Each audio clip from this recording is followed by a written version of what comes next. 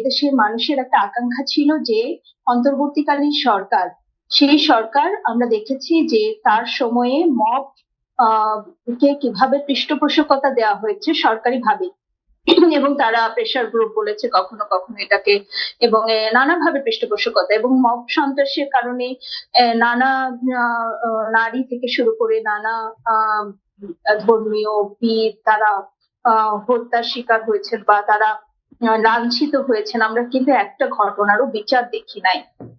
এবং আমরা দেখেছি যে ঢাকা বিশ্ববিদ্যালয়ের একজন ছাত্রীকে যখন মব সন্ত্রাস করে তাকে মানে তাকে যখন লাঞ্ছিত করা হয়, সেই লাঞ্ছনাকারী তাকে যখন গ্রেপ্তার করা হয়, তাকে কিন্তু মবের মাধ্যমে তৌহিদি জনতা নাম দিয়ে তাকে জামিন করানো হয় বা ছাড়ানো হয়, একটা প্রেশার ক্রিয়েট করা হয় সেই ইয়ে থেকেই। এবং ওই লাঞ্ছিত যিনি হয়েছিলেন ওই নারীকে, ভিকটিম নারীকে কিন্তু তাকে মামলা উজ্র করার জন্য নানাভাবে চাপ প্রয়োগ করা হয়েছিল এবং থানা থেকে। এবং সেক্ষেত্রে আমরা দেখেছি যে কিভাবে তাকে ওই যে লাঞ্ছনাকারী যে পুরুষটি ছিলেন, মানে তিনি তাকে কিন্তু অর্ণব নাম ছিল তার, তাকে কিভাবে ফুলের মালা দিয়ে বরণ করে নেওয়া হয়েছে। তাহলে আমরা দেখেছিলাম যে যেখানে মব সন্ত্রাসী যারা যারা লাঞ্ছিত করছে, হত্যাকারী যারা, তাদেরকে আরো কিন্তু সম্মানিত করা হচ্ছে, তাদেরকে আরো সেখানে নানাভাবে তাদেরকে বীর সূচক পৃষ্ঠপোষকতা দেওয়া হচ্ছে। তো সেই জায়গা থেকে আমরা প্রত্যাশা করেছিলাম যে নির্বাচিত সরকার সে আইন শৃঙ্খলা পরিস্থিতির উন্নতি ঘটাবে এবং মব সন্ত্রাসীদেরকে গ্রেপ্তার করবে এবং বিচারের আওতায় আনবে।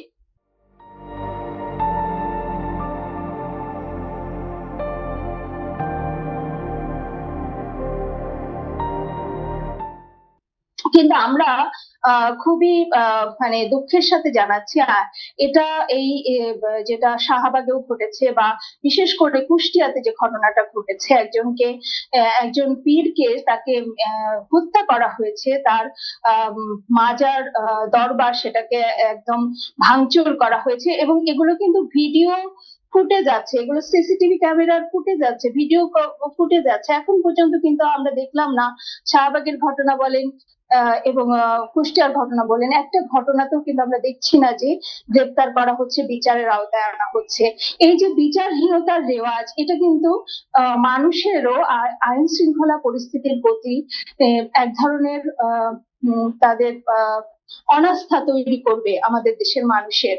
তো সেখানে আমরা মনে করি যে নির্বাচিত সরকার তারা কিন্তু অবিলম্বে এই ব্যবস্থাটা নিবে এবং তাদের নীরবতাটা অবশ্যই প্রশ্নবিদ্ধ যে কেন আসলে এই ঘটনা ঘটছে। আমরা বলতে চাই যে একজন যদি বাংলাদেশে কিন্তু মত প্রকাশের স্বাধীনতা আছে, কিন্তু কেউ যদি ধর্ম ক্ষেত্রে অবমাননা করে বা কোনো অনুভূতিতে আঘাত হানে, তার কথাটা যদি অনুভূতিতে আঘাত হানাটা কিন্তু খুবই একটা আপেক্ষিক কথা। যখন শফি হুজুর নারীদের সম্পর্কে বলল যে নারীরা তেঁতুলের মতো, এবং আপনারা অনেক ওয়াজ দেখবেন যেখানে নারী বিদ্বেষী ভয়ঙ্কর কথাবার্তা বলা হয়, আমাদের নারীদের কি তখন লাঞ্ছিত? আমরা কি আমাদের অনুভূতিতে আঘাত হানে না? আমাদের কি অনুভূতি নাই? আমাদের তো অনুভূতিতে আঘাত হানে। এমনকি সংসদ সদস্যরা পর্যন্ত নারীদেরকে নিয়ে বিশ্রী ভাষায় কথাবার্তা বলছে। এবং যখন নারী কমিশন হলো, আপনারা দেখেছেন যে মঞ্চে দাঁড়িয়ে সেখানে বিভিন্ন ইসলামী দলের নেতারা তারা কিভাবে নারীদের সম্পর্কে, নারী কমিশনের যারা সদস্য তাদের সম্পর্কে বিশ্রী গালিগালাজ করেছে এবং খুবই মানে অকথ্য ভাষায় গালিগালাজ করেছে তারা।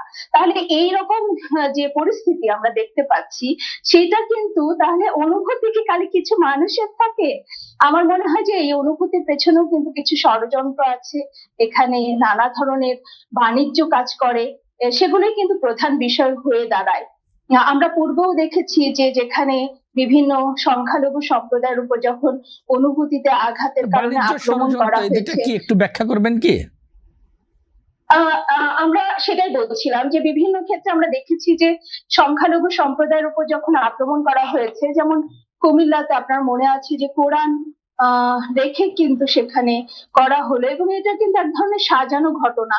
তো সেই সব জায়গাতে আমরা দেখেছি যে সেখানকার ব্যবসা, সেখানকার জমি দখলের জন্য বা এগুলো কিন্তু করা হয়েছে। রংপুরেও এর আগে আমরা দেখেছি যে জেলে পাড়া, সেখানে কিভাবে ঘর বাড়ি মানে পুড়িয়ে ফেলা হয়েছে, মানুষকে উচ্ছেদ করা হয়েছে, সেগুলো তাদের কৃষি জমি বা বসত ভিটার দখলের জন্য সেগুলো করা হয়ে থাকে। তা আমরা মনে করি যে এখানেও তো আসলে নানা ধরনের যেখানে এভাবে ধর্মীয় সম্প্রদায়েরও কিন্তু অনেক ধরনের আমরা দেখতে পাই যে তাদেরও স্টেক হোল্ডার আছে।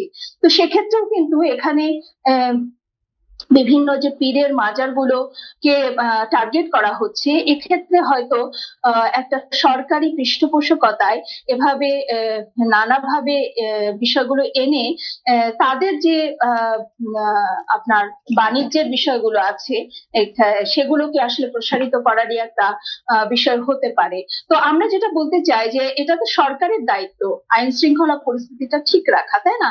তো সেক্ষেত্রে সেখানে ভিডিও ফুটেজ আছে, তাহলে সেগুলো কেন আসলে সেগুলোকে কাজে লাগানো হচ্ছে না? কেন আসলে এখনো তারা গ্রেপ্তার হচ্ছেন না? আর এই ধরনের মানে আপনি দেখেছেন যে দীপু দাসকে ধর্মীয় অবমাননার কথা বলে কি নির্মম ভাবে পুড়িয়ে হত্যা করা হয়েছিল। সেই প্রধান অভিযুক্ত কিন্তু অলরেডি জামিন পেয়ে গেছেন। তাহলে কি আসলে ভয়ের যে রেওয়াজ, সেই রেওয়াজটাই কি বাড়তে থাকবে না?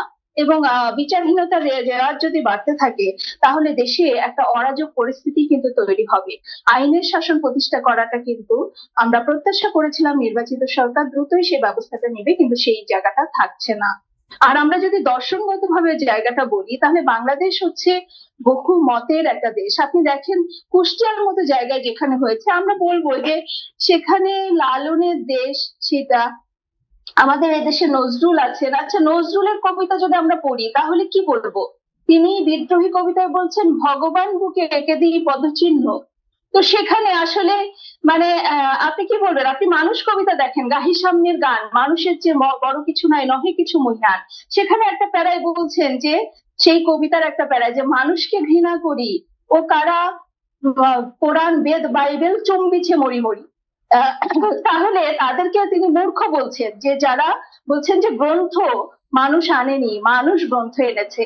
তাহলে নজরুলকে আমরা কি বলবো? নজরুলের কবিতাগুলো কি এখন তাহলে ব্যান্ড হয়ে যাবে? আমরা কি বেগম রোকেয়াকে কি বলবো? এবং আমরা দেখেছি রাজশাহী বিশ্ববিদ্যালয়ে বেগম রোকেয়ার মানে রাজশাহী বিশ্ববিদ্যালয়ের শিক্ষক তিনি বেগম রোকেয়াকে কি পরিমাণ গালাগালি করেছেন। তো আমরা বলতে চাই যে আসলে এক ধরনের অবক্ষয়, প্রচন্ড রকম অবক্ষয় কিন্তু আমরা দেখতে পাচ্ছি, যেখানে আসলে দেশের অর্ধেক জনগোষ্ঠী নারী এবং বিভিন্ন সম্প্রদায়ের লোক, তারাও কিন্তু বিভিন্ন ভিন্ন আবার আসবো আপনার কাছে। আমি একটু